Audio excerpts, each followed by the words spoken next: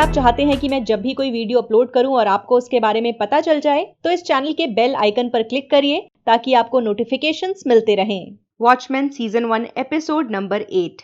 कहानी की शुरुआत होती है वियतनाम से। हमें डॉक्टर मैनहट्टन को दिखाया जाता है जो पृथ्वी पर मौजूद हैं। सड़क पर उसे अपना ही एक मास्क गिरा हुआ दिखता है। वो उसे उठाता है और पहन लेता है। फिर पास के ही एक बार में जाता है जहां पर अलग अलग लोगों ने डॉक्टर मैनहट्टन का रूप लिया हुआ है। शायद डॉक्टर मैनहट्टन को यहाँ पर सेलिब्रेट किया जा रहा है। यहीं हम एंजेला को भी देखते हैं जो अकेले बैठकर शराब पी रही है। डॉक्टर मैनहट्टन उसके पास जाता है और उसे कहता है कि क्या तुम मेरे साथ कल डिनर पर चलोगी।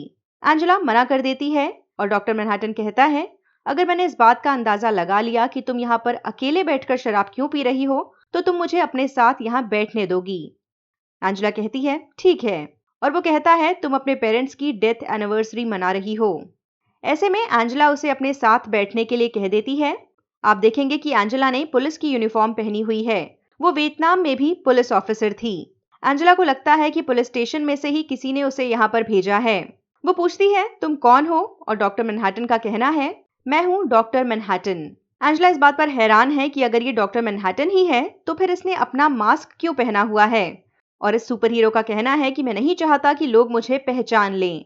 अब एंजेला उससे मार्स के बारे में सवाल पूछती है कि तुम वहां पर क्यों नहीं हो। डॉक्टर मैनहट्टन बताता है कि अर्थ पर उसका मार्स का जो वीडियो चल रहा है वो सिर्फ एक रिकॉर्डिंग है।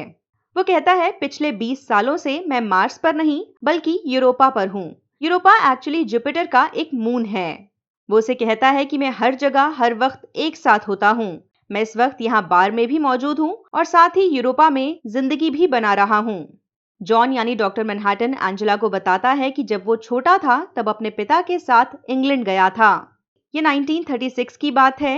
जॉन और उसके पिता नाजी जर्मनी से अपनी जान बचाकर इंग्लैंड पहुंचे।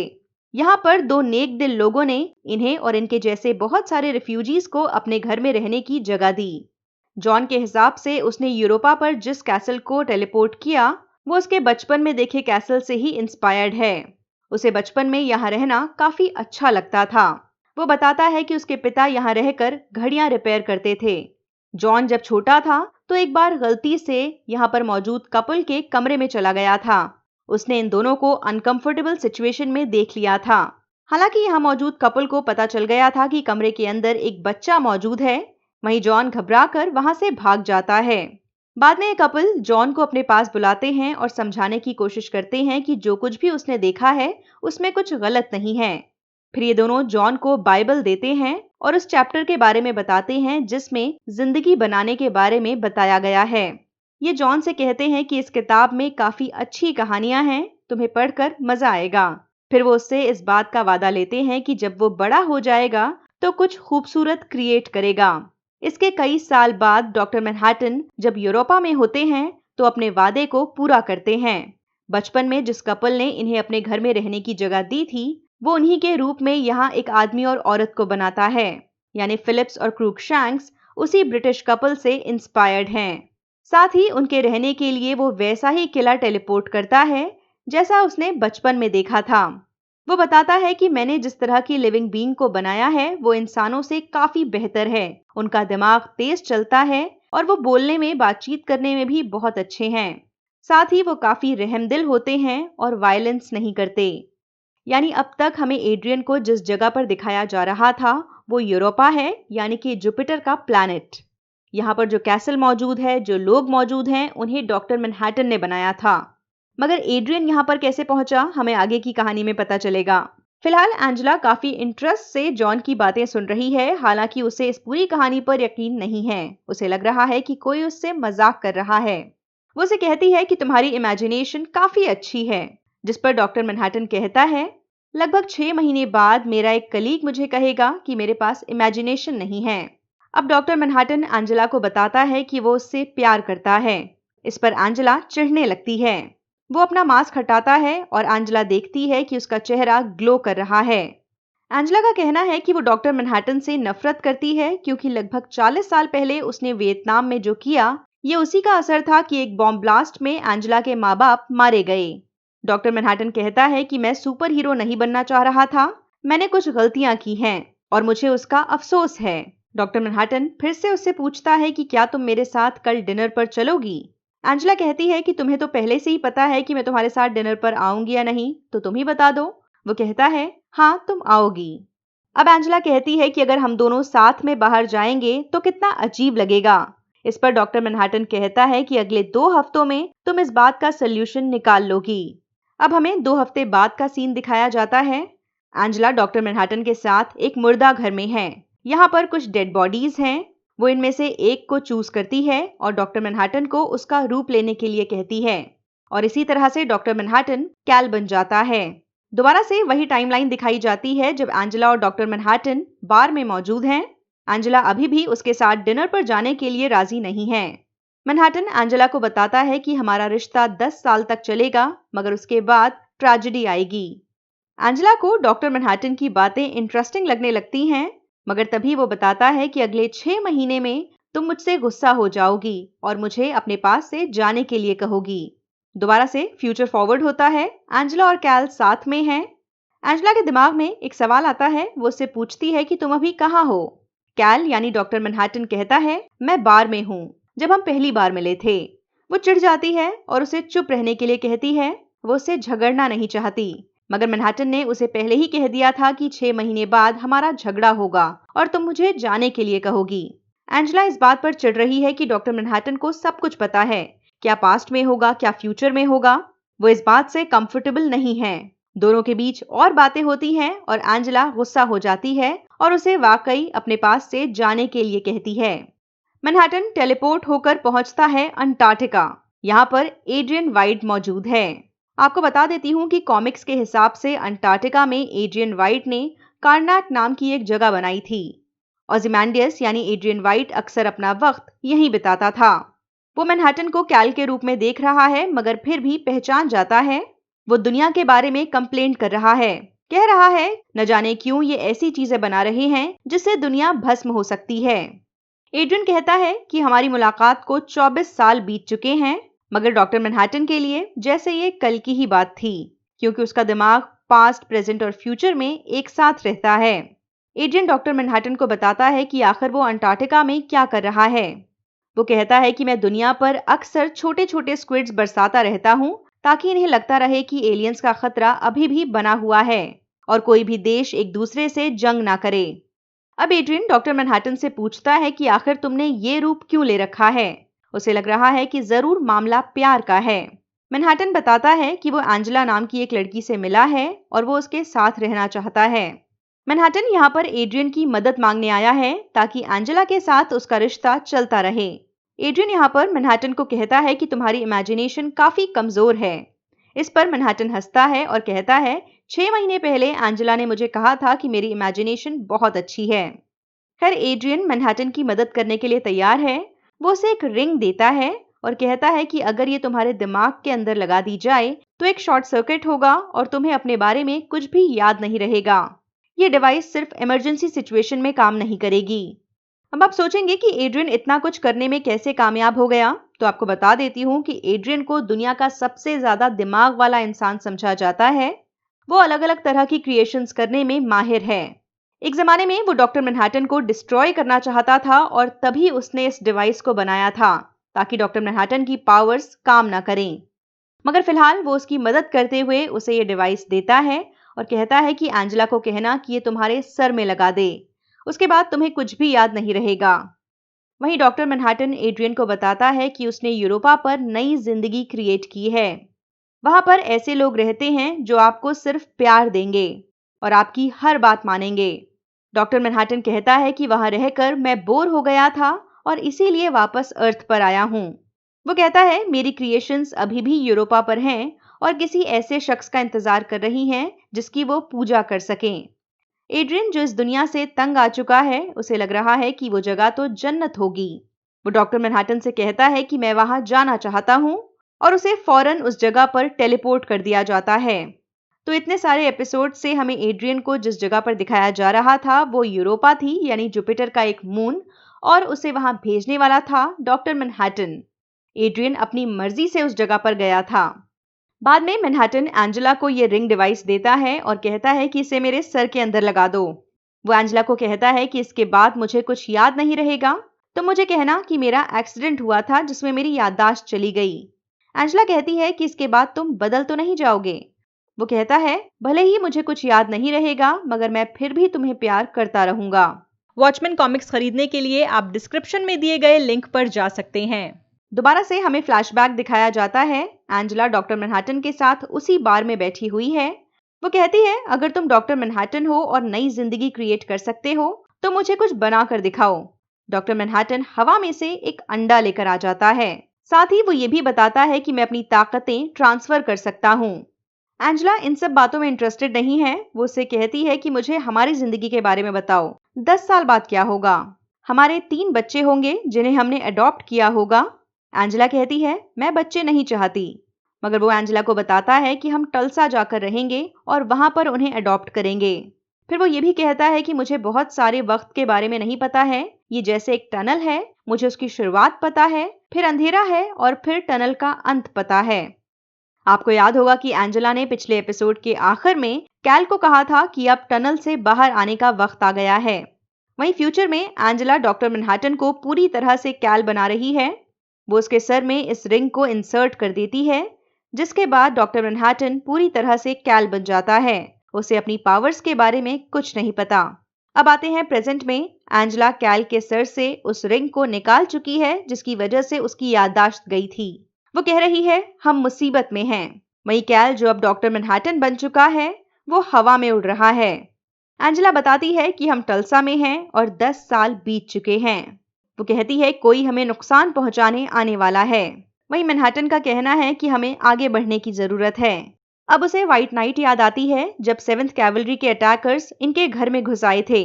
एड्रियन ने उसे कहा था कि जब जिंदगी और मौत का खतरा होगा तब तुम अपनी पावर्स का इस्तेमाल कर सकोगे, और तब डॉक्टर मैनहट्टन यानी कैल के साथ यही हुआ था। तब उसने एंजेला को बचाने के लिए 7th कैवलरी के एक अटैकर पर अपनी सुपर पावर्स का इस्तेमाल किया था। खैर, डॉक्टर मैनहट्टन यहाँ से टेलीपोर्ट करता है। ऊपर से बच्चों की आवाज आती है, वो डैडी डैडी चिल्ला रहे हैं। खैर, एंजेला भागकर बच्चों के पास जाती है और देखती है कि डॉक्टर मैनहट्टन पानी के ऊपर चल रहा है। वहीं डॉक्टर मैनहट्टन ने अब बच्चों को किसी दूसरी जगह पर टेलीपोर्ट कर दिया है। एंजेला भागकर स्विमिंग पूल के पास आती है और पूछती है कि बच्चे कहाँ हैं। वो कहता है, मैंने बच्चों को विल के पास भेज दिया है और उसे पता है कि बच्चे उसके पास आने वाले हैं। डॉक्टर मैनहट्टन कहता है कि मैं 10 साल पहले विल से मिला था। वो ये भी बताता है कि इस घर पे अटैक होने वाला है। अब हमें 10 साल पहले का एक सीन दिखाया जाता है। ये ठीक उस टाइम की बात है जब डॉक्टर मैनहट्टन ने एड्रियन को यूरोपा पर भेजा था। यानी उसने कैल का रूप तो ले रखा है, मगर उसके सर में अभी तक रिंग नहीं लगाई गई है। पता चलता है डॉक्टर मैनहट्टन ने जब एड्रियन को यूरोपा भेजा था, उसके ठीक बाद वो विल से मिलने गया था। हमें यह भी पता चलता है कि विल एक शानदार जगह पर रह रहा है। कैप्टन मेट्रोपोलिस यानी नेल्सन गार्डनर ने मरने से पहले अपनी जायदाद विल के नाम पर कर दी थी। हम जानते हैं कि कैप्टन मेट्रोपोलिस और हुडेड जस्टिस का एक जमाने में अफेयर था। इसके बावजूद जरूरत पड़ने पर मेट्रोपोलिस ने हुडेड जस्टिस की मदद नहीं की थी। शायद उसे इस बात का अफसोस था और इसीलिए मरने से पहले उसने अपनी जायदाद विल के नाम की। खैर, फिलहाल डॉक्टर मैनहट्टन विल से बातचीत करने आया है। वॉचमैन कॉमिक्स में हुडेड जस्टिस और डॉक्टर मैनहट्टन एक साथ काम कर चुके हैं। वो विल को बताता है कि मैं अपनी जिंदगी में कुछ बदलाव ला रहा हूँ। वो ये भी कहता है कि हम दोनों एक इंसान से जुड़े हुए हैं। वो एंजेला की बात कर रहा है। विल एंजेला का दादा है और डॉक्टर मैनहट्टन एंजेला को प्यार करता है। डॉक्टर मैनहट्टन का कहना है कि फ्यूचर में सब कुछ ठीक रहे, इसलिए हम दोनों को अलायंस बना लेना चाहिए। वो उसे एंजेला के बारे में भी बताता है। विल को नहीं पता था कि इस दुनिया में उसकी कोई पोती भी है। डॉक्टर मैनहट्टन उसे बताता है कि तुम्हारे बेटे मार्कस की एक बेटी थी जिससे वो वियतनाम में मिला था। विल उससे पूछता है कि तुम मुझसे क्या चाहते हो। वहीं डॉक्टर मैनहट्टन को लगता है कि एंजेला के दादा अगर इस दुनिया में मौजूद हैं तो उन दोनों का आपस में कनेक्शन होना चाहिए। एंजेला भले ही बार बार ये कहती है कि उसे परिवार की जरूरत नहीं है, मगर ये बात सच नहीं है। बेसिकली वो विल और एंजेला को एक दूसरे से मिलाना चाहता है। दोनों की ही जिंदगी में काफी दर्द आए हैं और डॉक्टर मैनहट्टन शायद उस दर्द को कम करना चाहता है। वहीं प्रेजेंट में एंजेला को एहसास हो रहा है कि डॉक्टर मैनहट्टन इस वक्त विल से बात कर रहा है। हम जानते हैं डॉक्टर मैनहट्टन के लिए पास्ट, प्रेजेंट और फ्यूचर में कोई फर्क नहीं है। वो सारी टाइमलाइंस में एक साथ रहता है। ऐसे में एंजेला उसे कहती है कि विल से पूछो उसे कैसे पता था कि जड साइक्लॉप्स का हिस्सा है। मैनहट्टन ऐसा ही करता है और एंजेला का सवाल विल से पूछता है। विल कहता है, जड कौन? उसे अभी अभी पता चला है कि जड नाम का कोई शख्स जिंदा है और साइक्लॉप्स का हिस्सा था। डॉक्टर मैनहट्टन ये बात एंजेला को बताता है कि विल को नहीं पता था कि जड कौन है, मगर उसे अब पता चल गया है। एंजेला जैसे अपना सर पीट लेती है, उसे समझ आता है कि उसने बहुत बड़ी गलती कर दी। विल को जड के बारे में कुछ नहीं पता था, मगर एंजेला ने अभी जो सवाल पूछा और मैनहट्टन से विल से पूछने के लिए कहा, उस वजह से ही विल को जड की असलियत के बारे में पता चला। बेसिकली एंजेला की वजह से जड मारा गया। ये एक तरह का पैराडॉक्स है। डॉक्टर मैनहट्टन अब किचन में जाता है और वॉफल्स बनाने लगता है।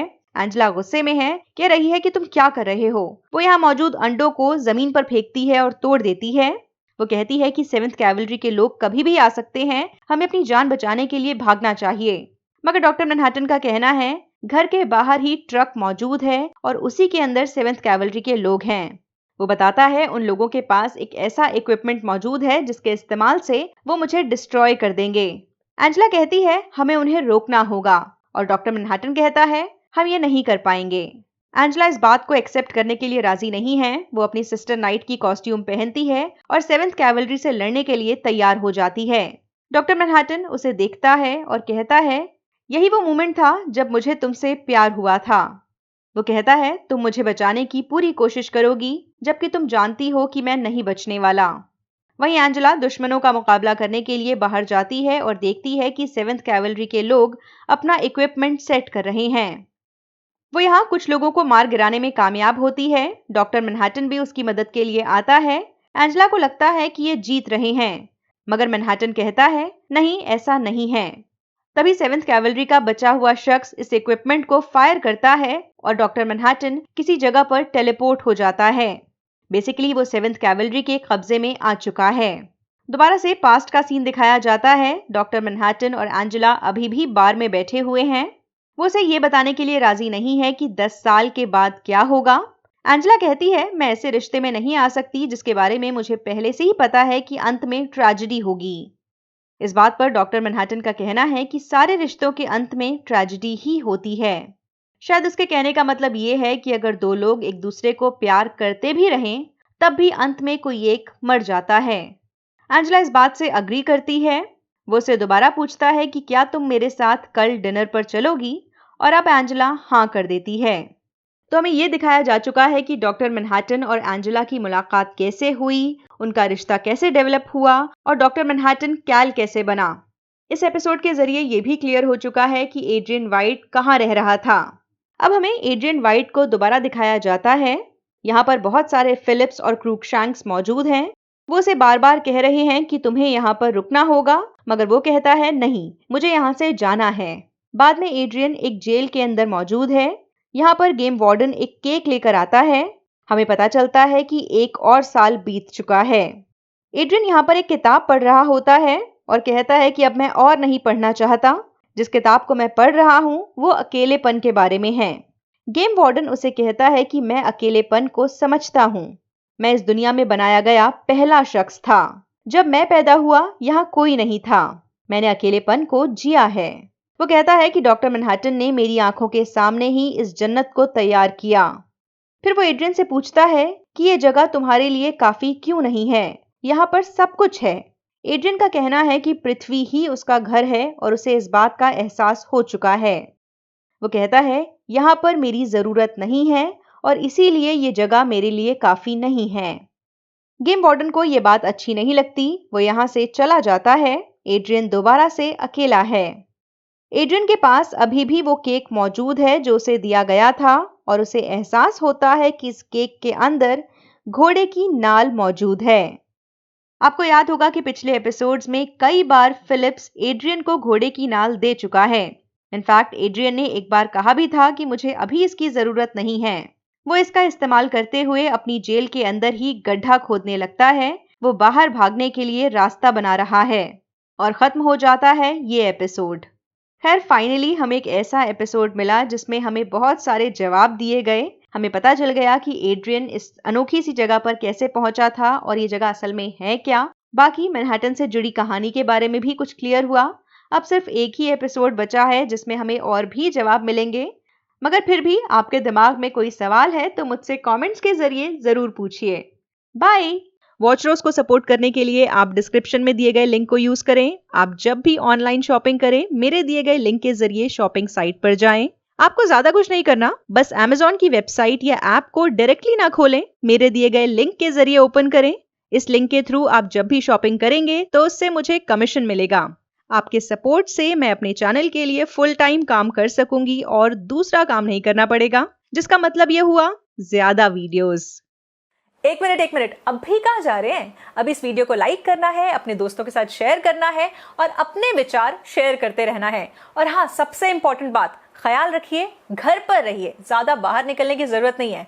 एक्चुअली बिल्कुल भी बाहर निकलने की जरूरत नहीं है।